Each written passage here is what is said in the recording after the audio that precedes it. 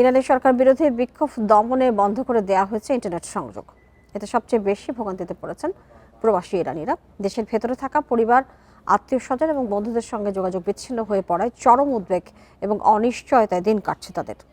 এই বিষয় নিয়ে আমাদের সাথে আলাপ করতে যুক্ত আছেন চট্টগ্রাম বিশ্ববিদ্যালয়ের আন্তর্জাতিক সম্পর্ক বিভাগের অধ্যাপক ডক্টর ফরিদুল আলম। আপনাকে স্বাগত জানাচ্ছি। যেটি জানতে চাই যে ইরানের যে সরকার বিরোধী বিক্ষোভ আমরা যেটি দেখতে পাচ্ছি, যে পরিস্থিতি দাঁড়িয়েছে, সেটি কি আসলেই চলমান পরিস্থিতি নাকি এর পেছনে কোনো শক্তি বা ইন্ধন কাজ করছে? কি মনে হয় আপনার? আপনাকে ধন্যবাদ। ইরানের যে বর্তমান যে অবস্থা চলছে সেই অবস্থাটি আসলে আপনি যেটি বললেন চলমান পরিস্থিতি নাকি এর পেছনে অন্য কিছু কাজ করছে, আমার কাছে যেটি মনে হচ্ছে দুটি মিলেই আজকে যে ইরানের বর্তমান অবস্থা, এই অবস্থাটিকে আসলে এই অবস্থা নিয়ে আসছে। আপনি জানেন যে ইরানে বেশ কিছু সমস্যা হয়েছে, 47 বছর সময় ধরে ইরানের যে আজকে যে ইসলামী প্রজাতন্ত্র হিসেবে প্রতিষ্ঠিত হয়েছে এবং সেখানে বেশ কিছু সরকারি কঠোর নীতি আছে যেগুলো বাইরে যাওয়ার কোনো সুযোগ নেই, সুতরাং জনগণ তাদের মত প্রকাশের স্বাধীনতার বিষয়টি সেখান থেকে বঞ্চিত হচ্ছিল, সমাবেশ এবং সভা করার অধিকার থেকে বঞ্চিত হচ্ছিল। এই জিনিসগুলো রয়েছে অনেক দিন ধরে রয়েছিল। তার মধ্যে সাম্প্রতিক সময়ের যে অর্থনৈতিক যে সমস্যা, বিশেষ করে আপনার ডলারের বিপরীতে ইরানের মুদ্রা রিয়েলের যে বড় ধরনের দরপতন, এইগুলোকে কেন্দ্র করে যে অর্থনৈতিক বিষয়গুলো এবং তার সাথে আন্তর্জাতিক যে প্রভোকেশন গুলো, সেই বিষয়গুলো একত্র হয়ে আজকের এই বিক্ষোভের এমন একটি মাত্রা তৈরি করেছে, যে মাত্রাটি আসলে অনেকটাই সার্বজনীনতা পেয়েছে। আমি বলবো না যে পুরোপুরি সার্বজনীন একটি বিপ্লব, কারণ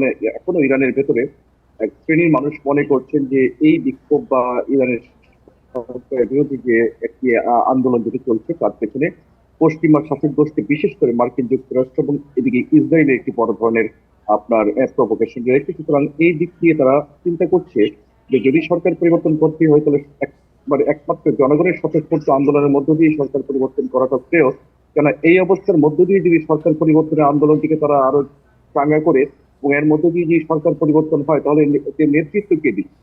আমরা একটা জিনিস যেটি খেয়াল করেছি, এই বিক্ষোভ কিন্তু এখনো কোনো নেতৃত্ব বের হয়ে আসেনি এবং এই বিক্ষোভটি এখনো সেরকম ভাবে সংগঠিত একটি বিক্ষোভে কিন্তু মাত্রা নেই। কেবলমাত্র একের পর এক বিক্ষোভ হচ্ছে এবং বিক্ষোভে একের পর হত্যাকাণ্ড করছে, যে হত্যাকাণ্ডের মধ্যে দিয়ে মোট জি, আপনি বলছিলেন যে নেতৃত্বহীন এবং এই আন্দোলনের উস্কানির কথা আপনি আমাদের বলেছেন, যেটি এ প্রসঙ্গে জানতে চাই যে এর মধ্যে আমরা দেখেছি যে ইরানে সামরিক অভিযানের হুমকিও দিচ্ছেন ট্রাম্প। সেটিতে হালকা স্পষ্ট করছে না যে এটি একেবারেই উদ্দেশ্যে প্রণোদিত?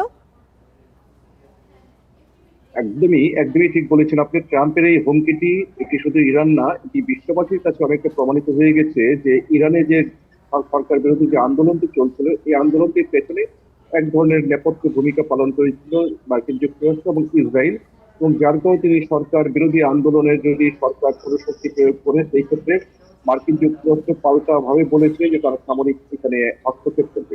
এখানে একটি বিষয় আপনি দেখেন, যদি ডোনাল্ড ট্রাম্প, উনি সাধারণত যে কথাগুলো বলেন কিছু করার আগে তার একটি আকার ইঙ্গিতে উনি কথাগুলো বলেন, এবং ধরে নিচ্ছি যে তিনি হয়তো একটি সামরিক শক্তি একটি প্রয়োগ করার মতো একটি চিন্তা ভাবনা করছেন এবং সেরকম ইঙ্গিত তিনি দিয়েছেন। সেরকমটা যদি করে বসেন তাহলে আমার মনে হয় যে ইরানের যে বিষয়টি সেটি কিন্তু ভিন্ন একটি বিষয়।